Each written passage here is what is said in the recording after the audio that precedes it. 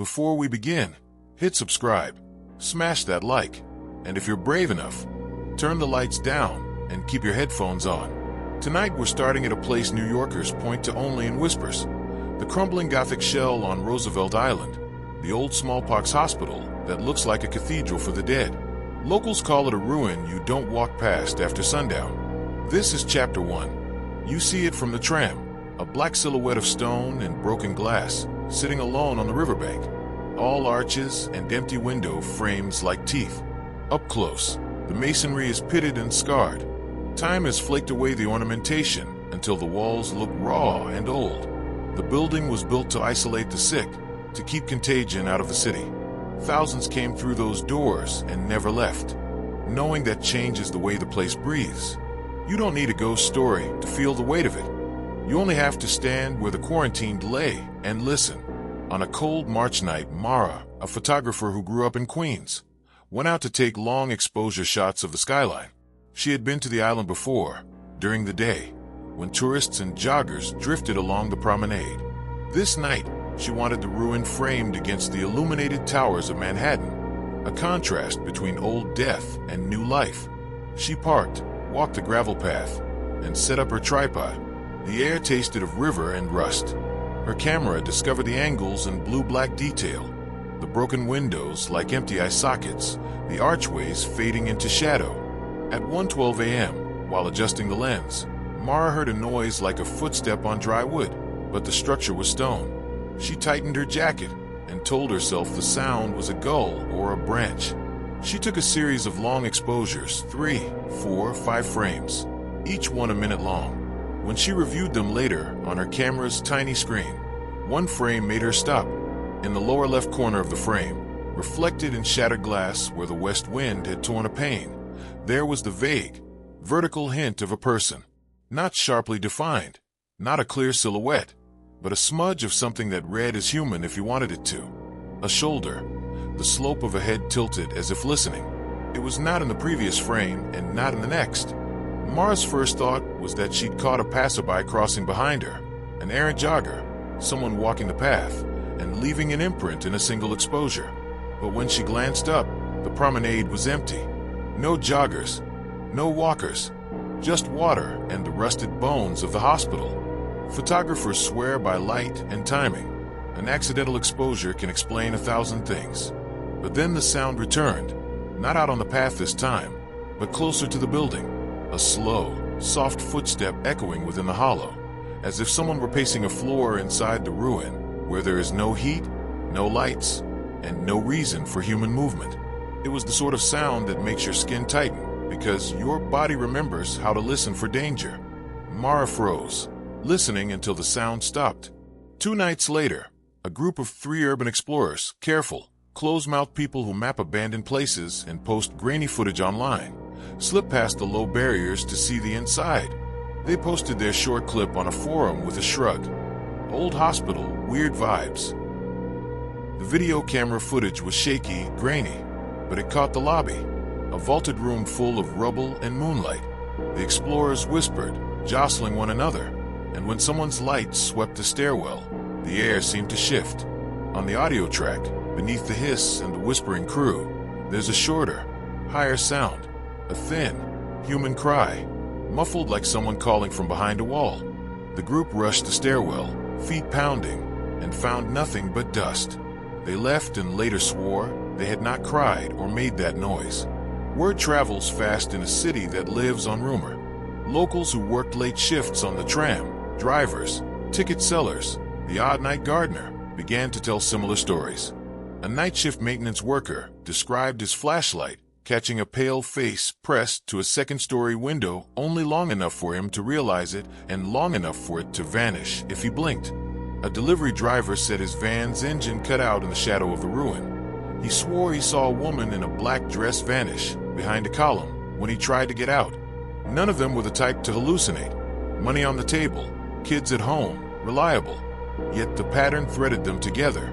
Glimpses through broken panes, soft footsteps where none could exist, a sound like someone crying softly in a building that should be empty.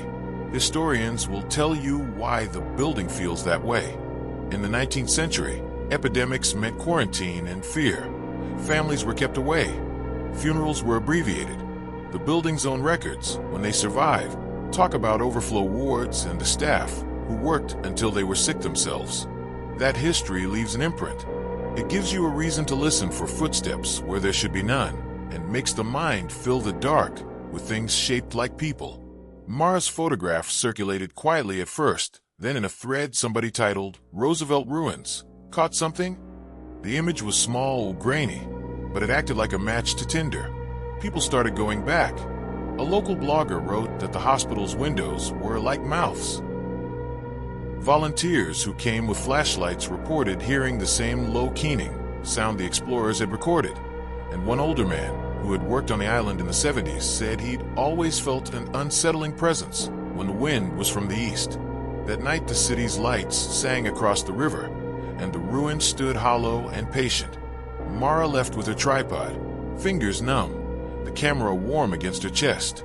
She told herself she had all the excuses in the world: long exposure artifacts, stray light, a reflection of a distant figure. But on her way back to the car, where the path cut between two stone buttresses, something on the other side of the hospital exhaled, a sound like a door closing centuries ago, or the quiet, deliberate inhale of a building remembering those who died inside. Her steps quickened. She drove off with the image on her screen, the ruin receding in the rear view. Later that night, when she enlarged the photo, she found something worse than a smear. In the black where the window broke, the faint shape had shifted, what looked like the arc of an arm, and beneath it, the suggestion of a hand pressed to the glass, a hand that had not been visible in the first edit, but was unmistakable now, as if the camera had trapped the motion and made it real. She texted the explorers with the image. Their reply took 43 minutes. It read, "Don't go back alone." The message was simple. The timing of the text, at 2:14 a.m., was a detail that would sit on Mara's skin like cold water, until the night the phone at the lodge across the river began to ring with a room number she had never heard anyone say aloud. If Mara thought the photograph was the worst thing she'd brought home that night, she was wrong, because what happened next didn't come from the ruin itself. It came from the people who had stepped inside it. At 2:14 a.m., the explorer's message told her not to return alone. That should have been enough to make her delete the image, shut off her phone, and sleep. But the problem was she couldn't sleep. Every time she closed her eyes, she saw the hand in the window. Not just the shape of it, the intention of it. A hand pressed against glass as a silent plea, a warning, or a claim. She didn't know which was worse. By morning, Mara had made her decision. She would return to Roosevelt Island, but this time, not to take pictures. She wanted answers. She needed to see the building in daylight, needed to convince herself that the shape in her photograph was nothing more than a trick of light and shadow. The island was already awake when she arrived. Joggers passed by. People walked dogs. The hospital ruin sat quietly behind its iron fence, looking somehow smaller in the sun, as though night had been exaggerating its menace. Mara approached slowly, heart tapping against her ribs, and stared at the specific window where she knew the hand had appeared. It was empty. Sunlight spilled across broken stone and rusted rebar. Ivy clung to the ruined walls like old scars. No face, no figure, no hand, just silence. She felt foolish for being afraid, foolish for coming back, foolish for nearly convincing herself that something living, something human, had been staring out of that shattered frame. But just as she turned to leave, she saw movement inside the ruin. Not a figure, not a shape, a flicker, like someone ducking behind a pillar. Her breath froze. She took a step closer to the fence. "Hello," she called through the bars. No answer. A second flicker, this time lower, closer to the ground, like someone crawling. Mara stepped back, pulse pounding. Something was inside, or someone. And if the explorers had been right, then whatever moved in there didn't want to be seen. Just as she reached the path, her phone buzzed. It was Matt, one of the explorers. "Matt, you near the hospital?" "Mara, why?" "Matt, get away from it." She looked from her phone to the ruin. Why would he? Then her phone buzzed again.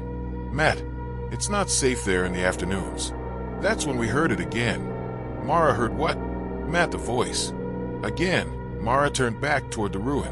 The flicker she'd seen was gone now. Everything perfectly still.